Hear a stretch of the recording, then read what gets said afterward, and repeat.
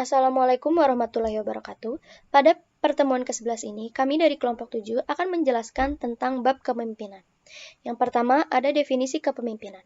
Pemimpin adalah seseorang yang dapat mempengaruhi orang lain dan mempunyai otoritas manajerial. Sedangkan kepemimpinan adalah proses mempengaruhi sebuah tim atau kelompok dalam upaya pencapaian tujuan organisasional. Jadi manajer itu tidak sama dengan pemimpin. Lalu apa bedanya manajer dan pemimpin? Manajer 1. Ditunjuk untuk posisinya, sedangkan pemimpin ditunjuk atau muncul dari dalam kelompok kerja. Yang kedua, manajer dapat mempengaruhi orang lain didasarkan pada wewenang formal yang melekat pada posisinya, sedangkan pemimpin dapat mempengaruhi orang lain untuk bekerja melebihi tindakan yang diperintahkan oleh otoritas formal. Lalu yang ketiga, manajer tidak memerlukan keterampilan dan kemampuan untuk menjadi pemimpin, sedangkan pemimpin, tidak semua pemimpin dapat menjadi manajer karena kemampuan mempengaruhi tidak menjamin kemampuan merencanakan, mengorganisasi, dan mengendalikan. Lalu, ada teori-teori kepemimpinan. Teori kepemimpinan awal. Teori ini berfokus pada satu, pemimpin, yaitu teori karakter pemimpin atau leadership trait theories. Dan kedua, bagaimana pemimpin berinteraksi dengan anggotanya, yaitu teori perilaku pemimpin atau leadership behavior theories. 1. Teori karakteristik kepemimpinan. Teori ini berkembang di tahun 1920-an sampai 1930-an. Fokus pada leadership traits ini adalah karakteristik yang membedakan pemimpin dan bukan pemimpin. Penelitian lebih lanjut tentang proses kepemimpinan mengidentifikasi 7 ciri yang diasosiasikan dengan kepemimpinan yang berhasil, yaitu 1. Mengarahkan, 2. Kehendak memimpin, 3. Kejujuran dan integritas, 4. Kepercayaan diri, 5. Kecerdasan, 6. Pengetahuan yang relevan dengan pekerjaan, dan yang ketujuh adalah ekstraversi. Lalu yang kedua ada teori perilaku kepemimpinan.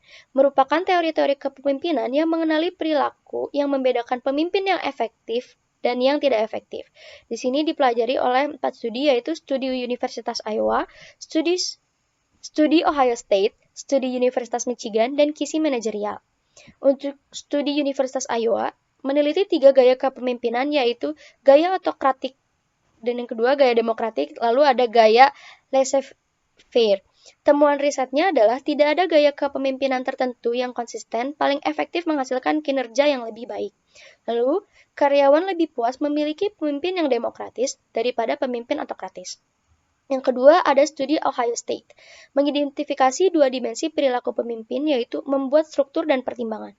Temuan risetnya adalah pemimpin yang tinggi dalam membuat struktur dan pertimbangan kadang mencapai kinerja tugas dan kepuasan karyawan yang tinggi, tapi tidak selalu. Nah, teori perilaku kepemimpinan selanjutnya yaitu menurut studi Universitas Michigan. Teridentifikasi 2 dimensi perilaku pemimpin, yaitu berorientasi pada karyawan dan orientasi pada produksi. Temuan risetnya mengatakan bahwa pemimpin yang berorientasi pada karyawan akan menghasilkan produktivitas dan kepuasan kerja karyawan yang lebih tinggi. Terdapat pula kisi manajerial, yaitu menilai gaya kepemimpinan menggunakan 2 dimensi, yaitu perhatian pada orang dan pada produksi. Menempatkan gaya perilaku pemimpin dalam 5 kategori. Yang pertama adalah manajemen apa adanya, yaitu pengarahan upaya minimum untuk menyelesaikan pekerjaan yang diperlukan untuk mempertahankan keanggotaan organisasi. Yang kedua adalah manajemen tugas, yaitu efisiensi dalam operasi dihasilkan dari pengaturan kondisi kerja sedemikian rupa, sehingga elemen manusia dapat mengganggu hingga tingkat minimum. Yang ketiga adalah manajemen jalan tengah, yaitu kinerja organisasi yang memadai dimungkinkan melalui penyeimbangan kebutuhan untuk mempertahankan moral pada tingkat yang memuaskan. Yang keempat adalah manajemen country club, yaitu perhatian yang cermat terhadap kebutuhan orang-orang untuk hubungan yang memuaskan, mengarah pada suasana organisasi yang nyaman dan bersahabat. Dan yang kelima adalah manajemen tim, yaitu pekerjaan yang dicapai berasal dari orang-orang yang berkomitmen, saling ketergantungan melalui kepentingan bersama dalam tujuan organisasi mengarah pada hubungan kepercayaan dan rasa hormat. Selanjutnya ada teori kontingensi kepemimpinan yang mendefinisikan hubungan gaya kepemimpinan dengan situasi. Terdapat 3 teori dalam kontingensi, yaitu teori menurut Fiedler. Kinerja kelompok yang efektif tergantung pada kesesuaian gaya interaksi pemimpin dengan bawahan dengan situasinya. Asumsinya yaitu gaya kepemimpinan terbentuk paling efektif pada situasi tertentu. Pemimpin tidak siap mengubah gaya kepemimpinannya menempatkan pemimpin pada situasi yang tepat atau mengubah situasi dengan keinginan pemimpin. Dalam teori Fiedler ini juga terdapat Questionnaire List Preferred Coworker atau LPC, menentukan gaya kepemimpinan seseorang dengan mengukur respons dirinya terhadap 18 pasang sifat kontras dari LPC. Mendapatkan skor tinggi pada pemimpin berorientasi hubungan, berkinerja baik pada moderately favorable situations, dan mendapatkan skor rendah pada pemimpin berorientasi tugas, berkinerja baik pada very favorable dan unfavorable situations. Yang kedua ada teori dari Hersey dan Blanchard, yaitu kepemimpinan yang sukses dicapai dengan memilih gaya kepemimpinan yang tepat, yang tergantung pada kesiapan pengikutnya. Yang ketiga adalah teori atau model alur sasaran. Pada teori ini, tugas pemimpin adalah membantu bawahannya mencapai sasaran dan memberi arah atau dukungan yang memastikan bahwa sasaran tersebut sesuai dengan sasaran organisasi. Terdapat 4 asumsi gaya kepemimpinan yang disesuaikan dengan situasi. Yang pertama ada directive leader, yang kedua supportive leader, yang ketiga participative leader, dan yang keempat achievement oriented leader. Selanjutnya adalah pendekatan kepemimpinan modern. Terdapat 3 pendekatan kontemporer di bidang kepemimpinan.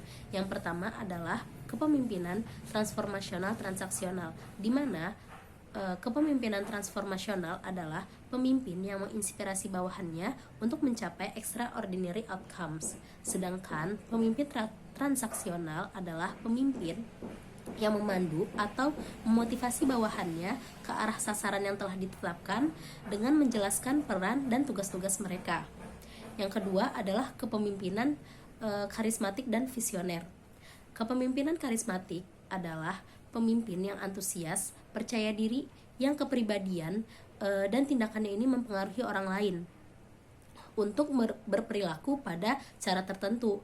Nah, terdapat karakteristik pemimpin karismatik. Yang pertama adalah memiliki visi. Yang kedua, mampu mengartikulasikan visinya. Yang ketiga, mau mengambil resiko untuk mencapai visinya. Yang keempat, peka terhadap lingkungan kebutuhan pengikutnya. Yang terakhir adalah menunjukkan perilaku yang di luar kebiasaan. Selanjutnya adalah pemimpin visioner. Pemimpin visioner ini adalah pemimpin yang menciptakan dan mengartikulasikan visi masa depan yang menarik, realistik, dan kredibel yang memperbaiki situasi saat ini. Kepemimpinan visioner itu memiliki kemampuan menjelaskan visi kepada orang lain, menyatakan visi tidak hanya secara verbal, namun melalui perilaku, dan memperluas atau menerapkan visi dalam konteks kepemimpinan yang berbeda. Pendekatan kepemimpinan modern. Terdapat 3 jenis pendekatan kontemporer dalam bidang kepemimpinan. Yang pertama ada kepemimpinan transformasional transaksional. Transformasional berarti pemimpin yang menginspirasi bawahannya, sedangkan transaksional berarti pemimpin yang memandu dan memotivasi bawahannya.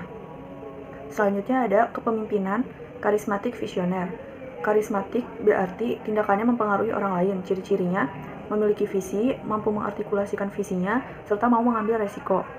Selanjutnya visioner. Visioner berarti mampu menciptakan visi masa depan yang menarik. Ciri-cirinya menjelaskan visinya kepada orang lain, menyatakan visi secara verbal dan perilaku, serta memperluas dan menerapkan visi. Yang ketiga ada kepemimpinan tim. Ciri-cirinya yaitu memiliki kesabaran dalam berbagi informasi, mau mempercayai orang lain, dan memahami intervensi.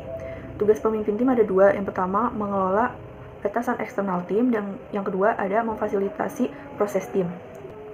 Selanjutnya ada isu kepemimpinan di abad 21.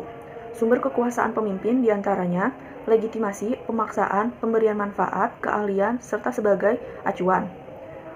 Mengembangkan kepercayaan dapat dilakukan melalui kredibilitas pemimpin, kemudian kepercayaan yang diberikan oleh bawahan kepada pemimpin. Selanjutnya ada 5 dimensi yang membentuk kepercayaan. Ada 5 dimensi yang membentuk kepercayaan. Pertama ada integritas, kedua kompetensi, ketiga konsistensi, keempat loyalitas, yang terakhir ada keterbukaan. Selanjutnya ada pemimpin baru. Menurut Phil Hudson, pemimpin harus bisa menambahkan nilai sebagai pelatih, mentor, dan problem solver. Selanjutnya, pemimpin harus mampu mengizinkan seseorang untuk sukses dan bersedia menerima dan bertanggung jawab atas segala kegagalan. Lalu, pemimpin harus secara kontinu mengevaluasi dan meningkatkan peran kepemimpinannya. 5 area kunci yang patut diperhatikan ada 5. Yang pertama ada learning, kedua ada simplicity, ketiga ada energy, keempat ada focus, dan yang terakhir ada inner sense. Selain itu, ada juga pendapat menurut Warren Bennis. Menurut Warren Bennis, seorang pemimpin memerlukan 4 kompetensi yang menentukan kesuksesannya. Yang pertama, melaksanakan dan mengerti kekuatan dari sebuah apresiasi. Yang kedua, menjaga ingatan orang di sekitarnya mengenai hal-hal yang penting. Yang ketiga, melahirkan dan menjaga kepercayaan. Yang keempat, mampu menjadi pendengar yang baik. Selanjutnya ada emotional intelligence. Menurut Goleman, gaya kepemimpinan itu ada 6. Yang pertama ada coercive atau pemenuhan permintaan dengan segera. Yang kedua ada authoritative atau mengarahkan kepada visi. Yang ketiga ada affiliative, yaitu membentuk ikatan emosional. Yang keempat ada demokratis, yaitu membangun konsensus melalui partisipasi. Yang kelima ada pace setting atau mengharapkan keunggulan dan self-direction. Yang terakhir ada coaching atau membangun masa depan. Selain itu, dimensinya pun ada 5. Yang pertama ada self-awareness, kedua ada managing emotion, yang ketiga ada motivating others, yang keempat ada showing empathy, dan yang terakhir ada staying connected.